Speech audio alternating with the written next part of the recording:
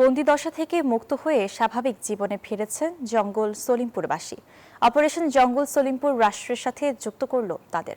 ঘুচল দীর্ঘ বন্দিদশার। সাধারণ নাগরিকের মতোই সব মৌলিক অধিকার পাওয়ার প্রত্যাশা সলিমপুরের মানুষের। রতন দাসের ছবিতে আকরাম হোসেনের প্রতিবেদনে বিস্তারিত।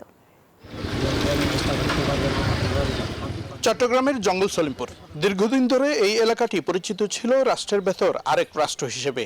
সরকারি কোনো প্রতিষ্ঠান সেখানে কার্যক্রম পরিচালনা করতে পারত না। ফলে সাধারণ মানুষ বাধ্য হয়েই সন্ত্রাসীদের কাছে চড়া মূল্যে কিনতে হতো বিদ্যুৎ, পানি সহ নানা মৌলিক সেবা।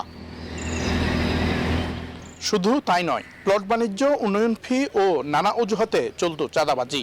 প্রায় ২০ বছর ধরে সন্ত্রাসীদের দখলে থাকা এই এলাকায় কার্যত জিম্মি হয়েছিলেন স্থানীয় বাসিন্দারা। বিকাশ পেমেন্টে ১০,০০০ টাকার বেশি অফার। শপিং চলছে তো। নিরীহ মানুষ কিভাবে বসবাস করবে আমি ওইটাই চাই। আমরা সন্ত্রাস পছন্দ করি না, সন্ত্রাসের কোনো দল নাই। অনেক খুশি হয়েছি আমরা, অনেক পরিশ্রম করছি আমরা।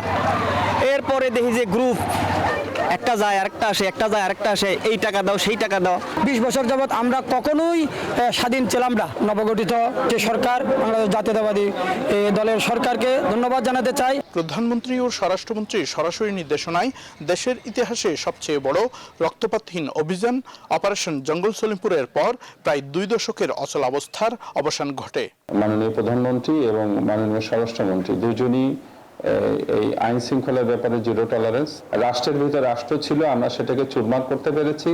আমাদের কর্তৃত্ব ছিল না আইন শৃঙ্খলা বাহিনীর, পুলিশ সহ কোনো বাহিনী ওখানে ঢুকতে পারত না, আমরা সেটাকে এস্টাবলিশ করেছি। অভিযানে বাধা দিতে সন্ত্রাসীরা উচ্চতাতঙ্ক ছড়িয়ে এলাকাবাসীকে উত্তেজিত করার চেষ্টা চালালেও যৌথ বাহিনীর বিশেষ কৌশলের কাছে পরাস্ত হয় তারা।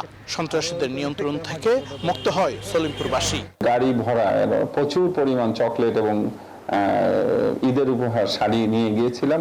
আমরা তাদেরকে বুঝাতে পেরেছি যে আমরা তাদের জন্য শত্রু না, আমরা এখানে আসলেই আইন শৃঙ্খলা রক্ষা করতে এসেছি এবং সন্ত্রাসী অস্ত্রধারী ধরতে এসেছি।